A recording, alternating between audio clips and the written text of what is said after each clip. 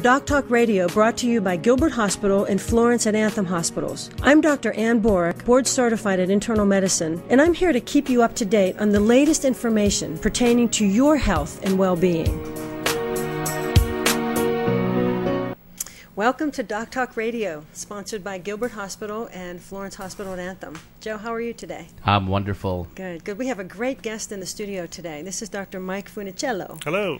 Michael, you're a chiropractor in the area. I am. And it's great to have you here. Thanks for coming in. Thanks for inviting me. I appreciate it. You know, today what I want to do is, first of all, for those of you listening, I want to make sure that you have our phone number because I think this is going to be a really, really great show. Talking about a lot of different things in terms of chiropractic, medicine, wellness, even molecular biology, which is your background. So we're going to talk a little bit about cellular biology as well. But the call-in number is 480-745-1033. And I'll go ahead and put it up for people that are watching as well. Good. That's great. Okay. Mike, tell us a little bit about your background. So I graduated from the University of Arizona with a degree in molecular and cellular biology in 1993. And then I went on to Palmer College of Chiropractic West. That's in San Jose, California. Graduated salutatorian there, and then just continued my work, private practice, started in 98, so I've been in practice about 14 years now in Gilbert. Wow, that's great. You know, what is chiropractic medicine? I know we were talking a little bit earlier, and there's different types and different specialties. Give us a little, you know, summary. It's a good question. So chiropractic is really about the word actually means done by hand. So chiropractic is a Greek word, it comes from that basis. And it's really about how the function of your spine relates to your nervous system and how that relates to your health and well-being. So what we do as chiropractors is we address the spine to see if there's a way we can help improve your health or well-being with that relationship there. Mainly the spine, because that's really where the nerves come from. I mean, the whole spinal cord is housed within the spinal column. Right, exactly, precisely. Yeah, the 24 bones of the spine, the nervous system is really the only system in your body that has its own bony protection. So, you know, innate-wise, evolutionary-wise, the body is designed, you know, to be protected. So the brain has its own, you know, protective case, the bones of the spine. We have ribs to protect our organs, but not individual protective case around the heart or the lungs. So it's just a vital, important, you know, organ, the body, the system, the body. And it does affect the entire being. Yeah, absolutely. It's connected to everything. So there's a cell, you know that there's a traveling show, I can't remember what it's called now, but where they dissolve all the cells of the body and they're in different positions and they're dancers and they're different things, you know, that travels around. And so if you dissolved all the tissues of the body besides the nerve tissues and nerve cells, you would still be able to see, you would look different from me.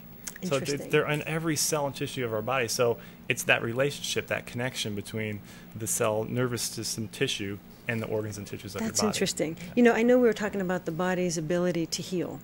And there's some really interesting connections when, you know, when you talk about how a computer is wired and how the body is wired. Why don't you share some of that with us? Because it's fascinating to think of it that way. Yeah, definitely. So the way I talk about it with my patients is that the body is self-healing and self-regulating, and it's similar to the way that a computer works. So the way that the nervous system relates information is the same way that a computer maybe stores information. So when we experience, and so you can kind of guide me, help me if this is the direction you wanted to go with this or not, but when our bodies experience stress, if our body can adapt to that effectively, it kind of rolls off our back, we go on with our day, and we let it go, so to speak. And people say, you got to let it go. Well, if we could do that, we'd all be fine. You know? But a lot of times we hold on to that for whatever reason. It's because our body couldn't adapt effectively, so it did the best it could, but some of that information was stored, kind of left over. What your body couldn't deal with or adapt to properly, it became stored as tension, vibrational tension in the cells and tissues of your body.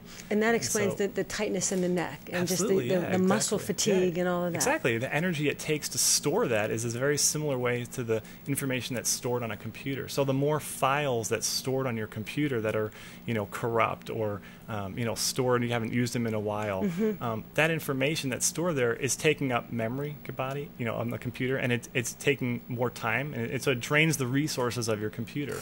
So if you could clean up that system, you know, defrag it, reset it, your body, your computer will work much more quickly and efficiently. And the same thing in our body. So what we want to help your body do is release the tension, remove the tension, so it can effectively, you know, work better, work as it was designed and programmed to do. Think more clearly. The immune system, I'm sure, is impacted. Absolutely, yeah. There's a whole the entire body. Yeah, definitely. So there, Candace Pert has done some work, written big molecular Yes, motion. I've read that book. Yeah, and so the whole psychoneuroimmunology component, where the nervous system and the immune system are, intimately related on the molecular level, back to the molecular level. There's a relationship there, and so that connection is very important to our overall health, immune system function. Absolutely, colds, flus, that sort of thing. We have different seasons when that's more active, and it's a lot of time coincides when we have more stress. During the seasons too. There's no doubt about it. That's great. Did you have a question, Joe? Our first call from Lucy Lynn in Toronto. Oh, wow. Lucy. Went to a chiropractor after an auto accident about 7 years ago, and to this day I still have a bad ache where my neck was hurt from the accident. Should I go back and see a chiropractor, or should I seek pain management? Ooh, it's a good question. So over the radio, it's always tricky. I always, I don't have my hands on your body, your spine, and all your information, but depends on how long you were seeing the chiropractor, what kind of care they were providing. I'm, of course, biased. I'm a chiropractor, so I would definitely say try a chiropractic. If you didn't have a good experience with your first chiropractor, like you were asking me before, there's a lot of different kinds of chiropractic. Right. So maybe, try to find a referral from a good friend that sees a chiropractor and loves it and has great results, and maybe try the other chiropractor. But we see a lot of people a lot of people that think of chiropractic, they think, it's good for back pains, neck pains, headaches, things after an accident, those kinds of things. So it's very common to see a chiropractor for that. And why is that? Mainly because a chiropractor has the ability to help, loosen the muscles, or tell us exactly what is the physiology behind it in the techniques. Yeah, so it depends on individually maybe what the chiropractor's philosophy is regarding that. So there are kind of different, different camps of chiropractic, but some are more musculoskeletal based chiropractic or more orthopedically kind of minded based chiropractic care.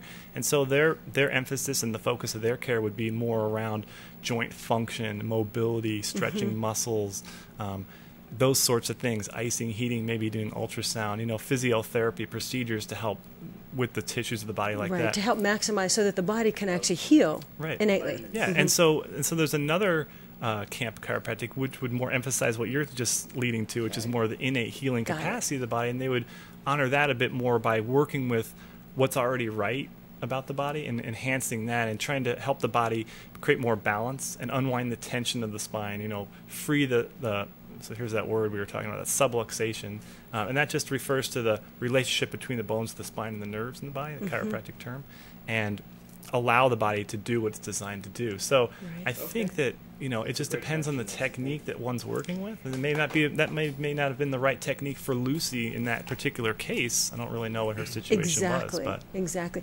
Let's talk about subluxation for a moment. Because I come across that word oftentimes when I see a CAT scan of somebody comes in with a C-spine injury or whatever. Yeah. Tell us about subluxation. What does the word mean? And maybe shed a little bit of light, because I think it's fascinating when you look at it that way. Yeah. So you just brought up a great point. So you said shed a little bit of light. So subluxation actually means sub means less and lux means light. So it actually means less light.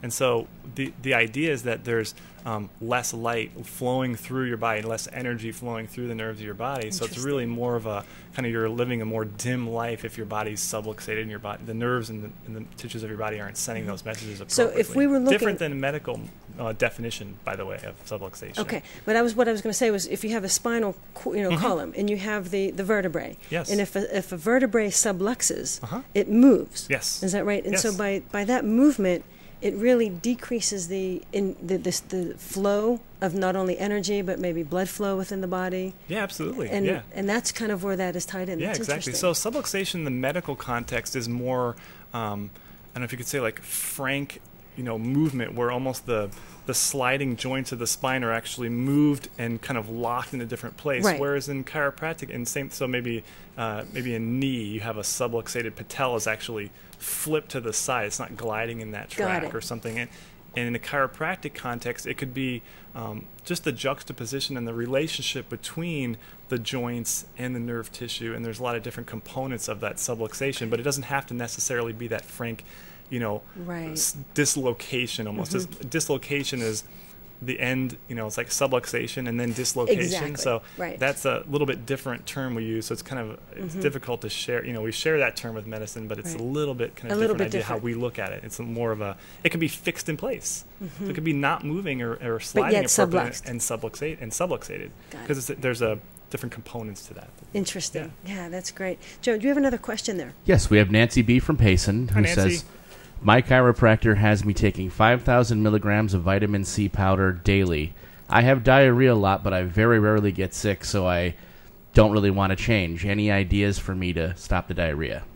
It's very common. Vitamin C is a really, that is, as you probably say the same thing. I mean, high doses of vitamin C is very common to have loose stools.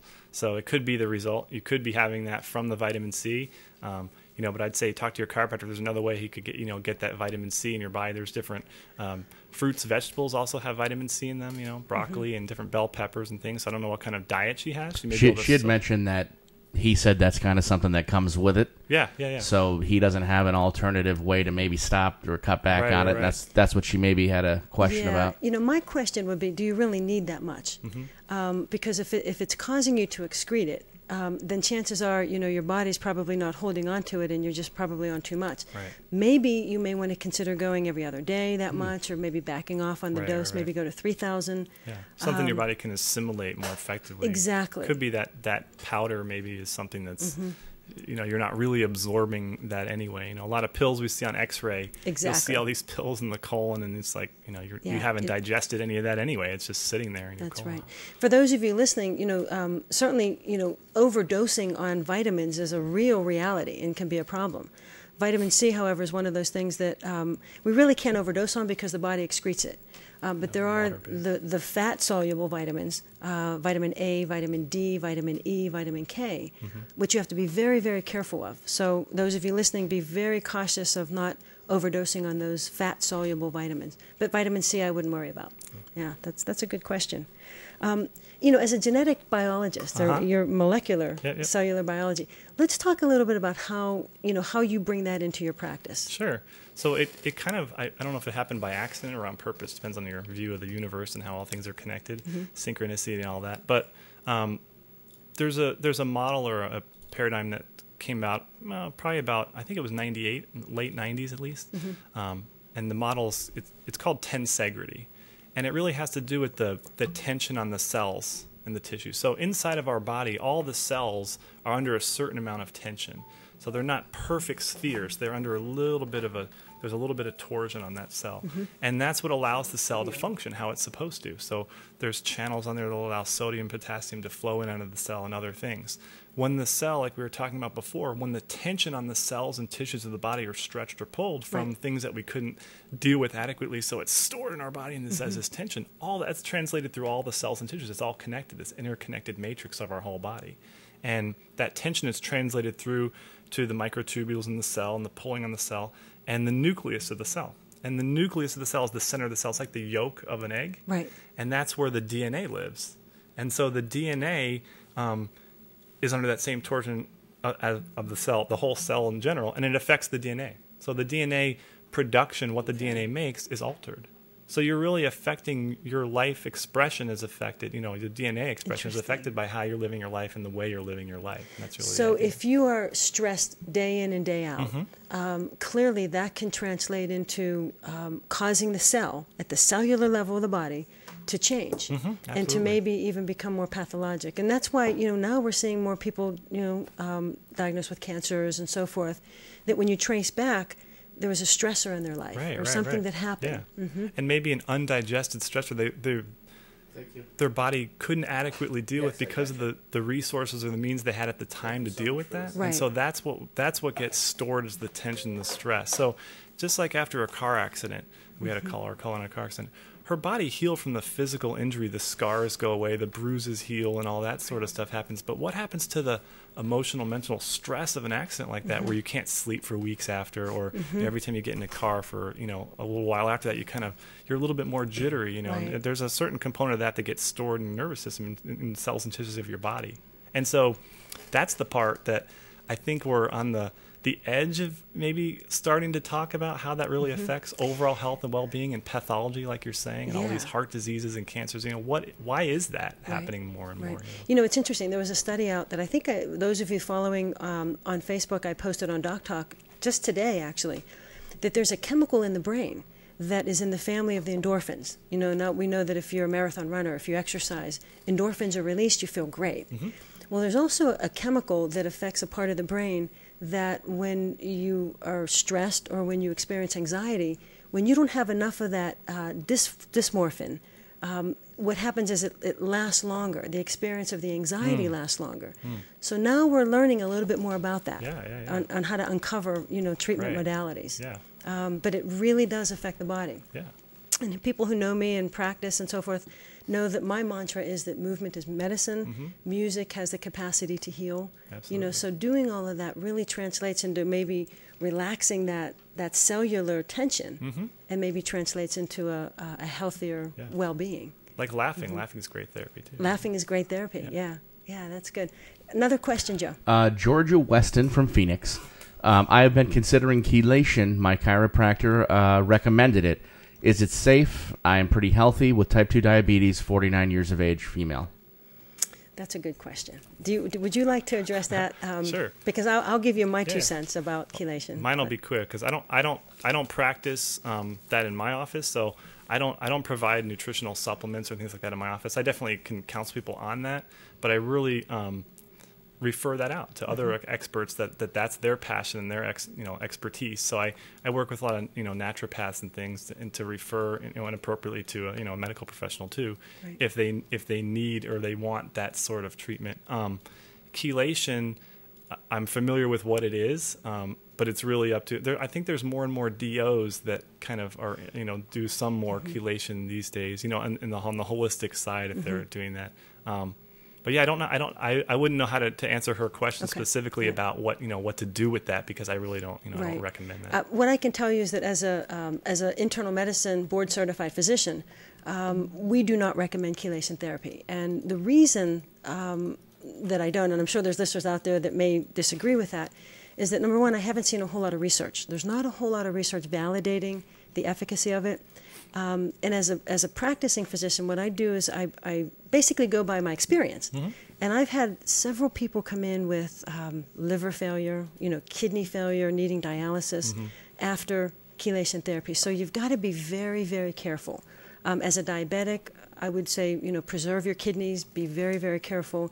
And if you do get chelation therapy, make sure that it's done under somebody that is very, very proficient and has experience with it. Otherwise, you can really harm your body. Yeah, definitely. Yeah, that's just important to know. You treat kids, is that right? I do. You don't think about kids being treated as, from a chiropractic standpoint. Talk a little bit about that. Yeah, so the idea is that because of, like we talked about before, it's really about the nervous system. So adults, we're almost really just big kids. We just grow up. We're kids that have grown up. We were all a kid at some point. And if our body responded at the time to a given stress or a situation the best it could, but there's still some residual tension or stress, what we do is we just carry that through our life.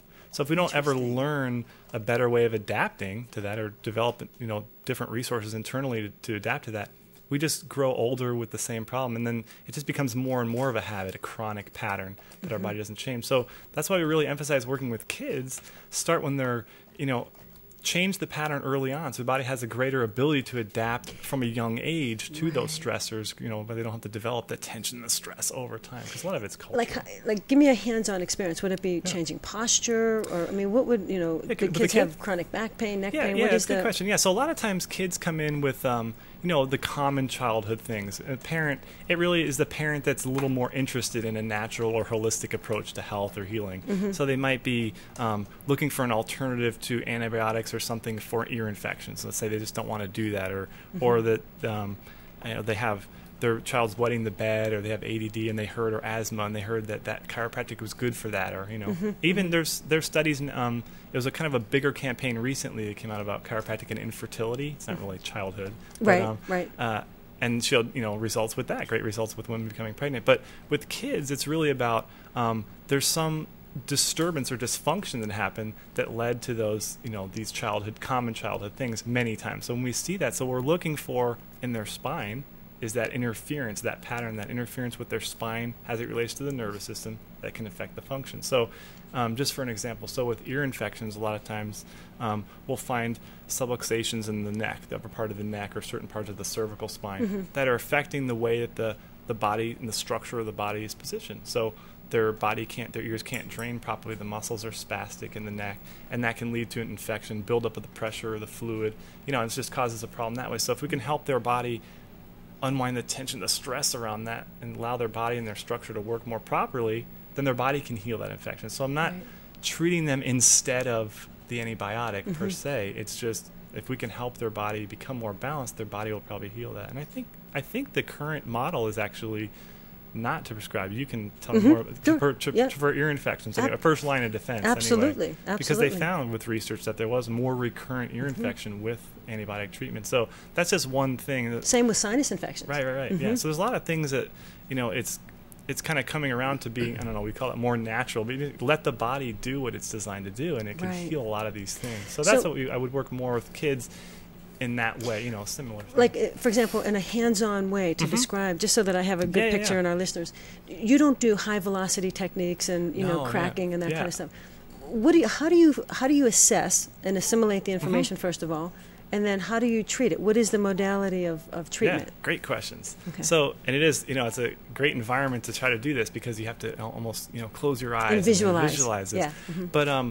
But yeah, so first of all, I definitely don't do the high velocity adjusting like you said. So it's very safe for a child. The amount of pressure or force we use is really similar to how you would check the ripeness of a tomato or place a contact in your eye, that, you know, if those are still around. Absolutely. Everyone does LASIK now, but you That's know, a great... but it's not a lot of force, and it's similar to how you might click a mouse. Everything's touchscreen now too, but there's still mouse around, I know. Right. You click a mouse and you can change everything that's on the screen, or you can bring up a whole new program on your computer.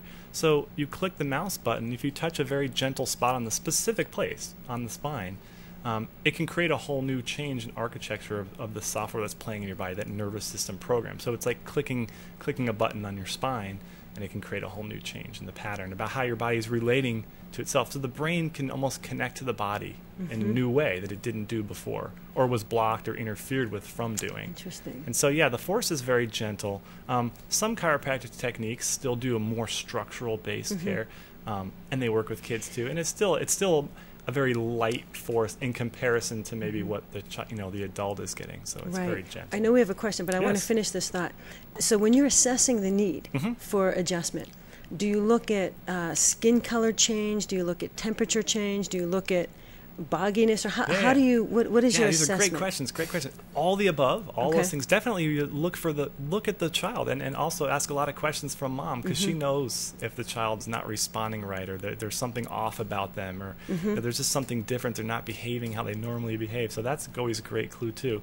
And then, yes, a lot of it's palpation. So we use our hands to really feel the spine, feel the tone of the musculature, feel the spine, the play of the spine. It should be supple movements and gliding movements, and a lot of times we'll find that it's stuck, or it's moving, or it's very rigid or passive. And so in a very young child, an infant, maybe the baby's having a hard time feeding on one side, and you'll say, well, you know, it may not be a problem with mom at all. It might be because the child just really can't turn their neck that way because of the way they were birthed, or something traumatic in birth, or just, you know, normal deliveries. You know, it's hard.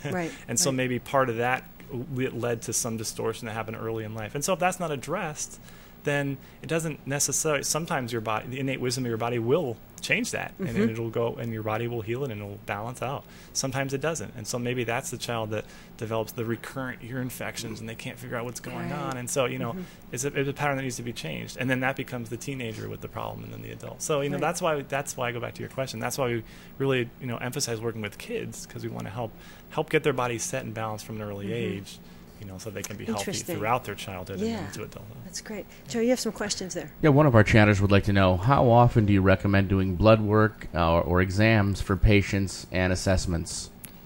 Question for me? A question. Okay. Well, you know, blood work or exams to for new patients the and need for assessments. chiropractic care. Okay, so can you repeat the first part of the question? How often do you do lab work and tests? Yes. I guess the question is, do you do blood work? Yes, that's a better question for me to understand. And then we can... Yes, so I refer to that. I refer out for that. So if I want to see blood work, it's not necessarily critical to what I would do to start patients in care, but a lot of times people will have that. So sometimes people come to a chiropractor as a last resort. So they've been through the traditional medical model, and they didn't find relief, or it wasn't helping them, or they just don't want. It's a lot of people these days just don't want to take medicine for whatever reason. Then they may come to a chiropractor with some of those findings, or with some of those their lab results or their findings. But just like the similar question about the someone called, I can't remember what the question was exactly, but naturopath maybe I would refer to, or their medical doctor if I wanted to see some specific lab results about something. Right. To check the thyroid, and there's a lot of different things. Yeah, so I would definitely refer out for those sorts of testing. And then there's facilities that do imaging, so X-ray imaging or MRI. If I want to look at something specific, some part of their spine that's just something's not adding up, or I need a little more information about, and I definitely refer out for that too. Yeah, that's good. As an internal medicine doc, obviously lab work and blood work is what we do all the time. Yeah. And so if somebody came into my office or our wellness clinic, we would do a complete panel. I would want to know, are you anemic? What is the liver function? What is your total cholesterol? Put it in a risk stratified kind of manner, thyroid, those kinds of things. Yeah. That's why I would refer to you, because you guys would, analyze all that in that way, and we'd know if there's an issue. And I think the days of, practicing separately are gone. I think we really have got to think about, some integrative treatment modalities to take care of the patient, and every patient is individual, and their needs are individual. Yeah.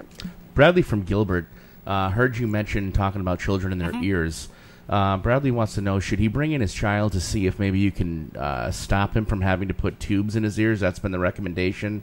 And he's supposed to get him in the week after next. He has constant earaches, and he's 8 years old. So, obviously, the only way to know if I can help your child is to bring them in. I mean, that's the simple answer. Whether it'll, eliminate the need to get those, we can only try, But I'd be happy to see Bradley's kid. I'd love to have him come in and check him and assess his spine and see if there is something I can do to help. Why don't you give us your contact information? Oh, sure. Yeah, so Bradley or anyone else, if you want to call my office, it's 480-558-1560. And my website is infinitehealingarts.com, and it's INFINITE, healing arts, ARTS.com. And you can find me on Facebook, too. Very good, very good. Facebook.com/infinitehealingarts. Just in the summertime, just a comment about ears. Swimmer's ear is something that we see a lot of. And so just be careful with the kids out there swimming, that it can really precipitate infections. And, so you don't want to, you want to be careful of that. Yeah. I don't know, do you have any comments about, treating swimmers there, or external otitis media, external otitis? Yeah, I don't do a whole lot of work with that. And a lot of times it's kind of self-limiting, or a parent knows that that's sort of what's happening. So that wouldn't be the first line of care they'd bring to them for me. But sometimes they do, and we can, we can determine whether that is, a deeper ear infection or something that, definitely would still address, check their spine, check their nervous system, make sure everything's clear that way. And that would be more for something that, I'm already seeing. Right. And, their kids are already coming in, and then they have this. And so we would check to ensure that that was still, their body was still balanced. And we have to keep in mind that, clearly there's a need for antibiotics. Yeah. Somebody has an infection, and it's a bacterial infection, and it's getting worse, and it's fungating. An antibiotic is what is needed, until proven otherwise. So we just have to be cognizant of that. You were talking about 4 principles. Let's kind of go back to that, because I really like the idea of, the body does have an innate sense of healing. Like, if you cut yourself, it's going to heal. Yes. Maybe talk a little bit about those principles. Yeah, so in my office, everything I do is really based on these 4 principles. And so the first principle, like you're mentioning, about your health is really that your body is self-healing and self-regulating. And what that means is, like you said, if you cut your arm, it'll heal. Your body will form, the platelets will rush into the area, your white blood cells will come. There's an innate, ability that our body has to do that. And just like a cow, if they're grazing in a field and they cut their skin on the barbed wire fence, it'll heal. Right. But if you cut a steak, it won't heal. There's an innate ability. Life heals. Nice. That's an important, thing that I think we forget. That there's a real power of life to heal. It's a drive. It's an inborn, thing that's there. And sometimes it needs assistance, to do that, to survive and stay alive. But it's an inborn drive that we have. Same thing, our red blood cells are new every 120 days. Our taste buds are, regenerated new every 11 days. Our, liver cells every 28 days. So the point is that our body is in a constant state of change and repair, and it follows a very exact innate program to do that. And so the second principle is about, how does it do that? How does it communicate that? So the nervous system is really what coordinates that function in the body between brain cell and tissue cell and back through. Just like we said, there's nerve cells are throughout our whole body. It's not just the big fat nerve that comes out of the spinal cord and then it goes and it's pinched by a bone. I mean, there's infinite, just a web-like array, of nerve cells and tissues throughout our whole body. So that's why we can feel a gentle stroke of a touch on our neck or the wind blowing on a hair. We can sense that. Right. And so if there's any interference to that, it's going to cause a problem, and that's the third point. That any interference to that nervous system function is going to cause a problem. It's going to cause some type of dysfunction. Maybe it leads to pain. Pain is usually the last thing that would come on, and it's usually the first thing that goes away. So there's a lot of other altered sensation or altered functions or altered states of pathology that may be developing through that process. Could be, colitis, asthma, other sorts of problems, diabetes, any kind of thing you can think of that would be developing because there's a lack of communication happening in the body that could be going on. Aside, underneath, wouldn't be feeling any pain when that's happening. Right.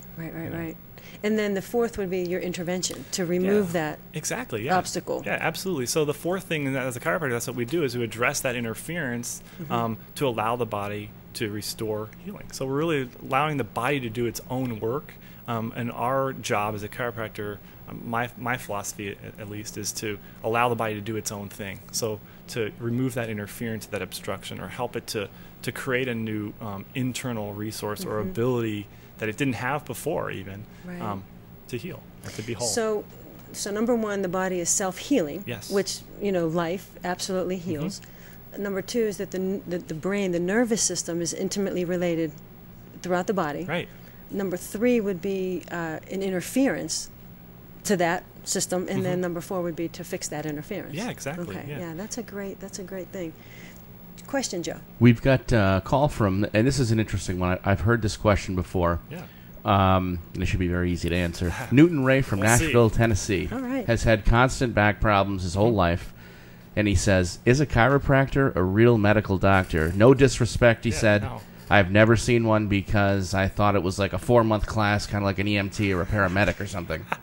Good, because maybe we can talk about your training. Yeah, sure. And then that may address that question. Yeah, sure. Good, thank you for calling. Thank you, Newton. Yeah, sure. No disrespect. I'm not offended at all. So it's a really common question, And there's a lot. We're on sitcoms all the time. I mean, 2.5 Men, the guy's a bumbling idiot, and Seinfeld. There's episodes of chiropractors, and I really see that more as a sign that we're actually more in the culture than anything else, So we are real doctors. We're not medical doctors. We don't have a medical degree, so it's not in our scope of practice to prescribe medicine. That's not what we do. It's a different profession. That's what we refer to medical doctors for. They prescribe. So our training is in the health and care of the skeletal, structure of the body, the nervous system. So we have, umpteen hours of that. We talked a little bit about my background, but the bachelor's degree, you have to have a certain amount of sciences, just like medical school, the biologies, the chemistries, the physics, organic chemistry, all that sort of stuff. And then chiropractic schools operate a little bit differently. I was on a quarter system. Most are on the quarter system. It's 13 quarters, so a little over 3.5 years of education in all those principles. In a medical school would be 4 years. So we have a gross anatomy and microanatomy, pathology, all the similar microbiology and the. We just don't have where the medical doctors would have more training in the pharmacology and that sort of thing. We have more training in the nutritional aspects and those sorts of health modalities. And healing. And maybe more emphasis on the spine and the structures of the spine, the muscular system, where you might have more emphasis on, orthopedic evaluation or something like that. Yeah, Mike, is there a governing board to be board certified or no? Yes, there is. Yep. Every chiropractor has to be licensed by the board, and there's 4 parts of the national board now. So there's 3 written exams. Probably, I don't know exactly what the medical boards are, but 3 parts are written, and then there's a practical. Okay. So there's a practical, you have to demonstrate your skills to do what you're doing, an assessment, and how you view X-rays and determine your differential diagnosis and all the sort of stuff you'd have to go through to determine is this somebody that you can that has something that you can work with, or you need to refer that patient to somebody else. Now, you graduate as a general chiropractor. There's special. Can you go on to specialize, or is that not? Because like in medicine, you can go on and become a cardiologist. Right, exactly. Yeah, we don't have that sort of specialty. There are different clinical competencies, and you can specialize continuing education wise and get a certificate in like a certified chiropractic sports physician, CCSP, or a diplomat in chiropractic radiology or things like that, DAC bar. So there's different specialties that way, kind of certificates more. Right. Not necessarily a specialty within chiropractic. So some people also, you know, work with kids more, work with the geriatric population, more sports-based practice, family practice versus, you know, maybe a personal injury type of practice. That's what I was going to say. But it's you're still kind of the same profession, right, which just is with the more general emphasis, more I'd say, than a specialty, I guess. Now, is there a requirement for continued education? Yes. Like for us, we have every year we have to go, you know, do that. Absolutely, same thing. We have continuing education every year. It's required to maintain your license. It's required to maintain your license. Okay. Yes. Malpractice. What about that? Is there? Do you guys have a big malpractice policy that's required? Yeah, we have malpractice insurance, just like medical doctors. I think our rates are less. Okay. I don't know if that's reflects, you know, relative danger versus risk, you know, how an insurance, you know, adjuster or you know, actuaries determine all that stuff. But however they determine those rates. But yes, we definitely have. And that's interesting. And I don't know if there's any other questions there. Yeah, Joe, do you have another question? Jeanette Reiser from Miami, Florida said, "We're watching, great show, wanted to say hi, and I love my chiro, he saved my life." Wow, all right. Very awesome, good. Thanks, Jeanette. Very, very good. Let's see, what else do we want to talk about? This is just my question. Yeah, you know, sure. Is there, you know, there's veterinary medicine. You know, we do, you know, our dogs and cats and animals. Is there ever an opportunity or a need to treat a dog or animals from a chiropractic standpoint? Yes, there is. I don't. That's not something that I specialize in, but there are chiropractic. I think they're called. I don't remember the exact like chiropractic. You know, animal or veterinary chiropractors. Again, it's another kind of specialty. You know, diplomat type of thing you get. Right. There are some vets that take. I'm just not totally clear on how the legality of that works. I think you have to be a vet or a chiropractor, whatever, to do it and work with a vet. There's some way how that works. But yes, there are definitely a lot of people that have you know, very expensive race horses. I'm sure. That's what I was thinking. They get their horses adjusted regularly, and they because feed them, life, you know, energy. Yeah, absolutely. So they definitely work with that. I've seen a couple of dogs. You know, I own pets. I check their spine. But, you know, when you use the example of you know, Kyle cutting his arm, you know, that's what made me think about it. Malpractice. Do you? I'm sorry, not malpractice, but insurance. Yes. Tell our listeners a little bit about, you know, is it a covered benefit? Is it, you know, cash only? Yeah, How does that work? it depends on the your benefits. Really, they're all different.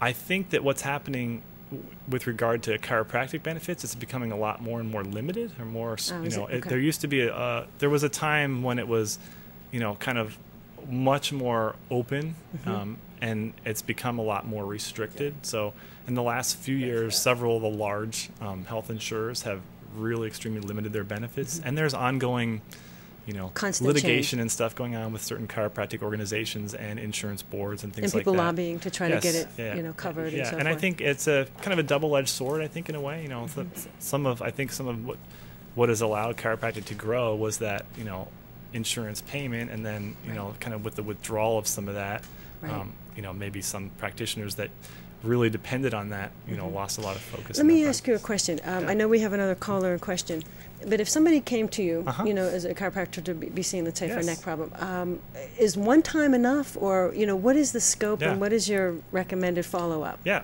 awesome question.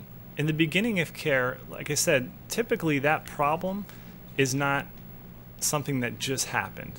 That's a result of something that's been going on. So this pattern that's showing up right now, maybe it was triggered by you slept in a weird way at your brother-in-law's house, or you bent over to pick something up and then you couldn't move your back, or something like that. Or you sneezed and but typically that's the trigger, but it's not really what caused this thing to happen in your body. So that's why we really look a little bit deeper. That's why some of those things like x-rays and things like that can help us see how long something's been going on. Because on an x-ray, you'll see degenerative changes in that part of the spine if it's been something that's been a pattern for a long period of time. It's not necessarily functional, the x-ray per se, but you can certainly see how long something's been going on. And someone's history will reflect, you know, whether that's really just happened. So I would address that issue first. And in the beginning of care, it's more frequent. So the visits are typically, depends on your technique and approach and everything and other management things that you do, but typically 2 to 3 times a week, probably in the beginning of care for a month or 2 or more. To help undo? Yeah, to help reset. Yeah, to help. You're really Mm-hmm. trying to create a change in the pattern that's been happening. So and that's this is why a recurrence pattern. is needed. Right, yeah, exactly. And so there's another question, whether we're real doctors. Another one is, once you go to a chiropractor, you have to go forever. A lot of people think that. And that's not true. Yeah, right? well, I would say that you don't have to do anything forever. You don't have to eat organic foods and exercise if you don't want to either. You won't be as healthy. But right. So I see chiropractic as something that really helps people's overall health and well-being. So something that I'll do forever. It doesn't mean that you have to do that. It's not something that you have to do to help with whatever problem you're having right now. That will change anyway. The pain level you're experiencing, that will change on its own. It's whether you want that pattern to change and create a new way of really relating to that, going from here into the future. But knowing that the body has the innate ability to heal. Yeah. We need to give the body more credit. Right. So that once the initial insult or whatever is fixed, I think you can go on and live a normal life and not be tied into coming to the office 3 times a week for the rest of your life. Well, absolutely, yeah. Definitely people don't come in 3 times a week. Right. After their initial kind of and thing. Then after the pattern changes, right. you've set a new pattern in the body. Exactly. So you've set a new habit. But yeah, it also depends on what you're doing in your life. That's what I was that's say. the thing is the pattern is there for a reason. And if you can't just go back, if you want to just go back to your old life doing the same things you did, you're going to create the same problem. Nothing's going to change by doing that. So a lot of times, whether you go in, if you go to see a chiropractor and just have your neck adjusted, or you take an anti-inflammatory or OxyContin or something, you're really not philosophically doing anything different. Exactly. You're just not feeling what you don't want to feel, or it's not safe for your body. A perfect example is just with myself. For 15 years of practice, I would dictate using the phone at the hospital, and I'd have the phone on my neck this way, and I'd be writing. And over time, degenerative changes occurred in my neck and pain. Right. So, over time, I, got it fixed, maybe a little acupuncture, a little this. Now, I don't do that. Right. So by me not doing that, I'm better. Right. So you have to adjust. You change the habit, and that makes a difference. Yeah. A lot of people don't change the habit. And that's the problem, really. Right. Some people stay in the job they hate for the next 20 years. I mean, you can only change, to the degree that you're giving your body an opportunity to really do that. Yeah, that's good. Joe, you have a question there. Beth from Chandler. She has had 3 lymphatic treatments at my chiropractor through their massage therapist. It made me very sick. I'm supposed to get 2 more treatments, and she's kind of scared. Do you recommend lymphatic massage? And she'd like your contact information and she'd like to know where your office is. Yeah. So I recommend when I recommend massage, I recommend it to a massage therapist. First of all, what is lymphatic massage? What is lymphatic? Well, lymphatic massage is a little more of a lighter technique of massage. It's not as deep. And again, this is not my area of expertise. So the number of massage techniques is probably in the dozens to several dozen different techniques. There's Swedish, there's hot rock, there's therapeutic, there's Rolfing, which is a very much more deeper techniques. There's a lot of different styles of massage as well. Lymphatic massage is a little bit more of a you're trying to flush the lymph system, which is to help clear toxins and that sort of stagnant flow of things in the body. So actually, I've heard that it is very common to have. I heard one of your other shows actually. Maybe it was you, Joe. Actually, someone had an acupuncture treatment or a massage, and they felt sick after having that done. But anyway, it was it can release some of that toxic stuff in your body. You may feel sick from that. But I would definitely consult with the massage therapist to see whether that's something that they would expect to see, and whether that the 2 more visits they can expect to see more of that, or is that something that changes, decreases in time.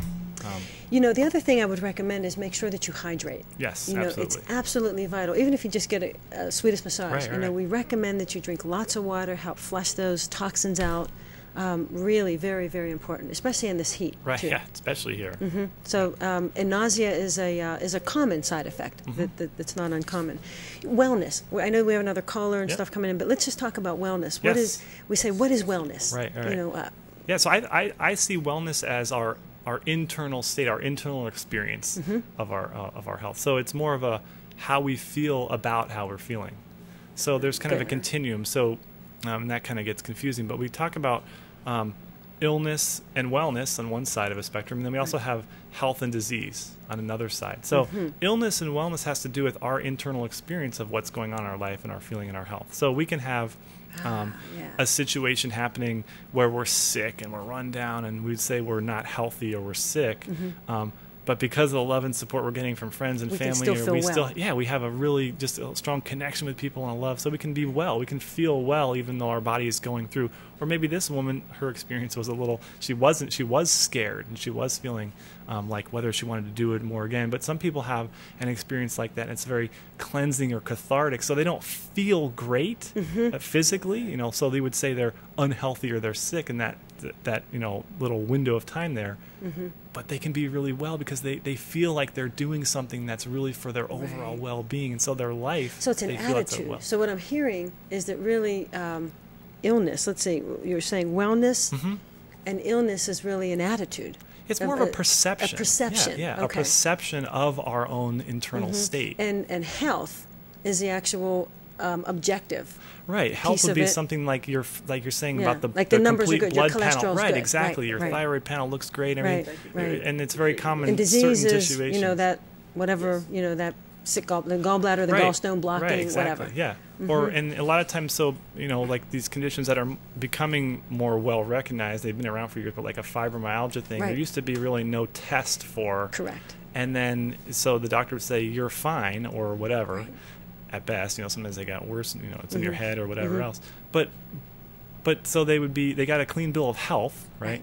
But they're not well. Ill. Yeah, exactly, they're still ill. So their perception of what they're feeling is not in line with that. And so I think when we talk about wellness, I think that we need to just kind of define that part so we can enhance those aspects of well-being through different practices and lifestyle changes that can affect, and they can hope, relate. They can change prayer, all of those things are positive thinking, laughter therapy, all of that impacts, whether or not you feel well or whether you choose to feel ill. Right. In light of and they disease. can affect those things like health and disease. Absolutely. But they're separate also. They don't have to be the same thing. People with stage 4 cancer, sometimes that's the first time they've ever felt that kind of love and connection with their family and loved ones. They feel more alive and vibrant than they've really ever felt in their life. So they feel really well internally. They know they're sick. They know they limited time. Oftentimes I say that health is not the absence of disease. Because I can have a patient in the hospital with a broken hip, or like you say, diagnosed with stage 4 cancer, but yet be well. Of mind, of spirit, So that's good. Yeah, very, very good. Wealth is not the absence of poverty. Exactly. Same kind of Same thing. Yeah. That's right. Wealth is not the absence of poverty. Yeah. And good. Question, Joe. Burton from Gilbert has a question for Doc Borik. Oh, good. Okay. 4 days ago, Burton poked his eye. Ooh. Went to the doctor. They treated him for pink eye. Still has a lot of pain. Doesn't seem to be working. Is there anything Burton can try? Absolutely. Well, if he's still having pain, I would absolutely recommend and a lot of redness. That he be seen by an ophthalmologist. Whenever you have a trauma to the eye, it can go deeper than what we externally can see. So, is the retina affected? Is there something else going on that we just can't see? So I would definitely recommend that he be seen. I would not ignore persistent eye pain secondary to trauma, because who knows, there can be bleeding behind the eye that that you can't see on the surface, but yet there's trauma to the vessels and so forth behind the eye, and the only way to have that assessed is to see an ophthalmologist to take a look fundoscopically at the vessels behind the eye. Is that something that Barnett and Delaney Perkins can handle? Absolutely. Or even if you go into even an optometrist, if you go into Costco or Sam's, or they have those, or Walmart, at least have somebody take a look behind the eye, to see is there any structural damage there. That could be a medical emergency. The eyesight we want to preserve. You lose your eyesight, you've lost a lot, and once it's gone, sometimes you can't get it back. My question would be, if you just look, are the pupils equal? If you just look in the mirror, what was our caller's name? Burton. Burton. From Gilbert. You know, just one thing just to kind of look at right now, if you have, you know, is to see if the pupil, if one pupil is more dilated than the other, or if one's smaller, that would kind of tip off to say, you know, I would get in to be seen sooner rather than later. And Burton, if you're having extreme pain, being that you're in Gilbert Hospital, door to doc in 31 minutes. Yeah, we do. We do not have ophthalmologists on staff, but our ER docs are trained. And, you know, eye injuries, eye traumas, absolutely, you know, the ER is someplace that you can go. But I would get into wherever you're most comfortable. So, yeah, that's a good question. Very good question. Any other questions, Joe? Anything else on the chat? Caught up right now. Okay, good. We're almost, time is just flying. Yeah. Right? It's amazing. We're almost, so I wanted to talk about research with you a little bit. Sure. You know, in the conventional medical arena, there's a lot of research that we go by. You know that if you're going to use a new statin therapy, you know we want to make sure that it's scrutinized and those kinds of things. In chiropractic medicine, is there a lot of research? Is there a governing body that you have research in? Yeah, there is ongoing research in chiropractic, and there's a lot of different individual practices that do research too. They're kind of, that's their thing. They really enjoy researching and doing a lot of case reports and things like that. I don't know if it's the same structured the same way. Maybe medicine. There's a little more support from big money in medicine to do research. So I think there's a little bit more support that way. There is research to support the different procedures and therapies that we do. I'm not sure. It depends on whether versus a technique or versus whether it's just safe or things like that. There's definitely some research out there. I know that the NIH has a dedicated department for integrative medicine. Acupuncture and I think chiropractic and the Tai Chi. Now we know that there's a lot of research looking at Tai Chi and yoga being a modality to help with stress management, arthritis, those kinds of things. In the journals for complementary and alternative medicine, there's there's papers in there that research support benefits of chiropractic care and things like that. Journal of Vertebral Subluxation Research, JVSR.com, they do work to support chiropractic research and things of that nature too. So that's definitely out there. I mean, if someone wanted to really find out is what I'm going to be doing safe or is it effective, they can find that information. Good. Okay, that's good. Anything that you can give our listeners in terms of tips that if somebody's having a hard time sleeping or, neck pain or back pain, I mean, anything that, posture-wise or, you can give in terms of tips. So I know we're running shorter on time, but posture is a great thing. So posture, I always like to talk about posture is an unconscious process. So posture is a reflection of how our body's adapted to those stressors, right? So we'll end up with our body curled over, our head carried forward of our shoulders, and maybe a flattening of spine or a curvature side to side, lateral bending of the spine. So it's great to have a workstation that's set up properly ergonomically, things of that nature.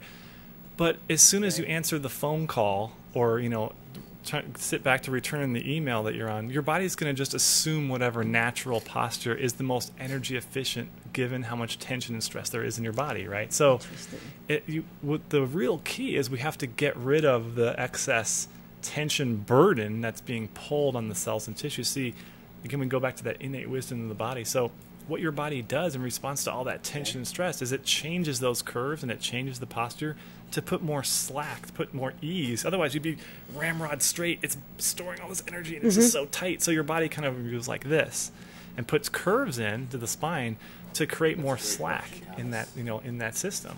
So over time, that leads to more degenerative changes. It's more of a, So am I hearing that when the body, when you outwardly show that there's more lax in the posture, then that's in response to probably more tension buildup in the body? Is that right? Yeah, it could be if the posture looks like it's abnormal. In other words, normally from the front, and this relates to what you said about the sleeping in the beds and all that sort of stuff too. So normally from the side view, the ear should fall over the shoulder, through the hip, and through the ankle. Okay. That's kind of a neutral posture. Right. Listeners, I want to make sure that you get this because this is a great test that you can do at home. Absolutely, right? in a mirror, or you can check your kids. Or you can just look, even if you check each other to make sure that the opening of your ear falls directly in line with your shoulder. Right. And then through the hip and the ankle. Right. Yep. And if it's forward...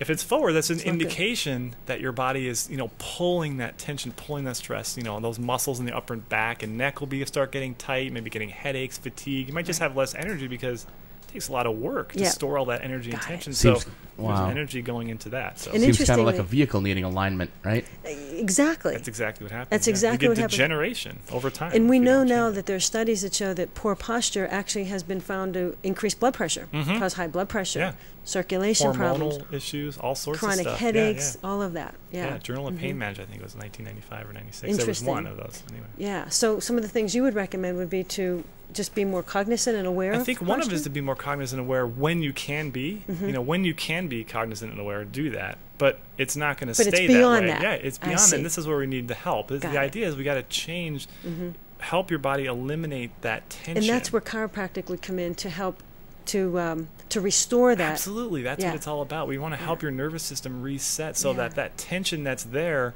those old files on the computer, clear that out so that it has... The tension can just naturally assume a more neutral posture, whether that's an exact, position or whatever's right, whatever's natural for you. Right. And so same thing with the bed or sleeping. I always recommend if you lay on your side, the pillow should support your head so that it's in the neutral position. It shouldn't be cranked too far up. So if your head, this is your bed here, your pillow, it shouldn't be cranked up here. It should be neutral in line with your body again. If you're lay on your back, your head should be in a neutral position. It shouldn't be pushed forward. You shouldn't have 2 or 3 pillows, propping your head up, because you're just creating that extra strain and stress on the upper back and the neck. Good point that I just want to bring up to our listeners, because we've talked about gastroesophageal reflux, and one of the treatments for GERD, acid reflux, is to elevate the head of the bed. Right, under the posts, not the pillows. Exactly, under the post, so that you don't want to prop your head up to the point where you're slouched, but you want to elevate the entire bed so that your whole body assumes that position while it's aligned. Right. Then you're just going to develop, problems breathing, or then you might have, if you're crouched. Or, you're just not going to be in that full breath through your whole body, which is a whole other, show about breath and inspiration and just overall healing. Huge, because breath is tied to life, which is tied to healing. Yeah, absolutely. Yeah, very good. I'd love to get these 2 questions in before the end of the show. And Susie from Mount Lemon, I'm going to go ahead and take Thomas's first because it pertains to what we're talking about. Thomas Beardley from Deer Valley. Do you have a mattress and or pillow that you recommend? There's so many to choose from on TV and everywhere else. He'd like to purchase new ones and would appreciate a or a few recommendations to check out. Yeah. Oh man, Thomas, I'm sorry I can't give you the one to get. Some people love the Tempur-Pedic. Some people love the Air Number bed. It just depends what's right for you. I would say find a pillow and mattress that supports you in that neutral posture. So try those out as best you can at the store. You're not sleeping on them for 8 hours there, but really try to find something that's supportive for you, because there really is no one that's better than the other. It's just what one works right for you. So some people love the husk hull ones, where it supports the head and it's more airflow. And you really want to find something that doesn't produce more heat in your body when you're sleeping. Something that produces more heat in your body is going to be uncomfortable. You're not going to get restful sleep. So sometimes people don't find those the foam mattresses, the memory foam type mattresses, can produce more heat in their body, and so that's not comfortable for them. Especially women who are going through menopause and hot flashes, and that's not good. So there's no one mattress that I really love over another one, but find something that's supportive for you and that feels right and balanced. And ask your friends. I mean, that's the best way I always do. Or test it. You know what I mean? Just, Absolutely test it, but find out that way. Good question, because you would think that a chiropractor would be the one that would have the answer. And some chiropractors do. Some chiropractors really have a preference, and there's chiropractors that have developed their own mattresses and pillows. Right. I just don't have one that I think is better than another. It doesn't mean there isn't one that's good answer. Yeah. And then we've got Susie from Mount Lemon, does a lot of hiking and drinks a lot of Gatorade and Powerade, but still feels like she's never totally hydrated and feels like she retains water a lot more than she should normally. Okay.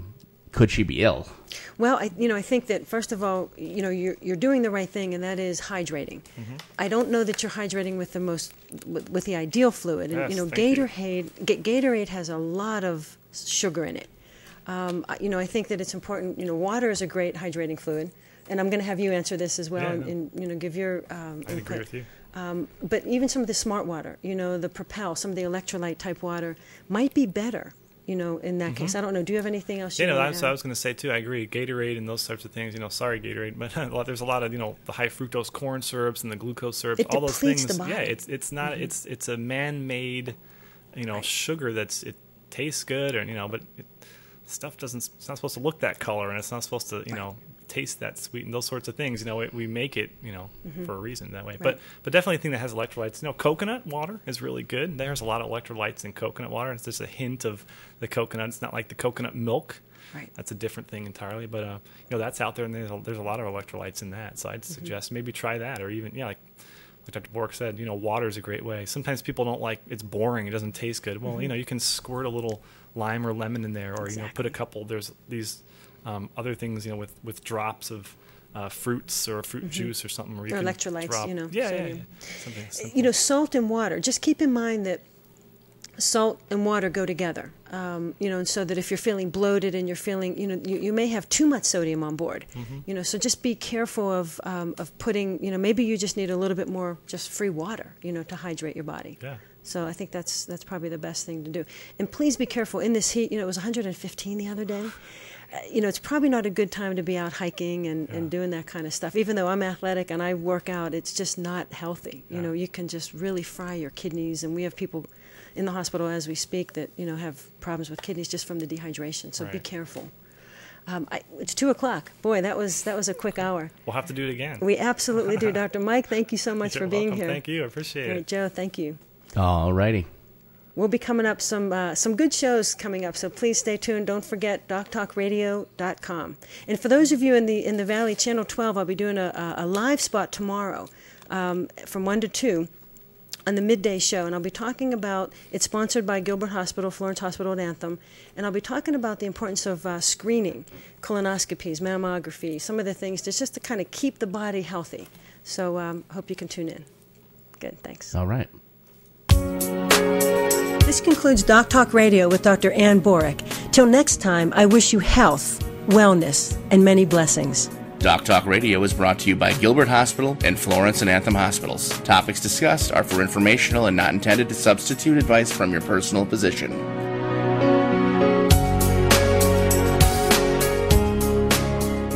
Why is it so hot in this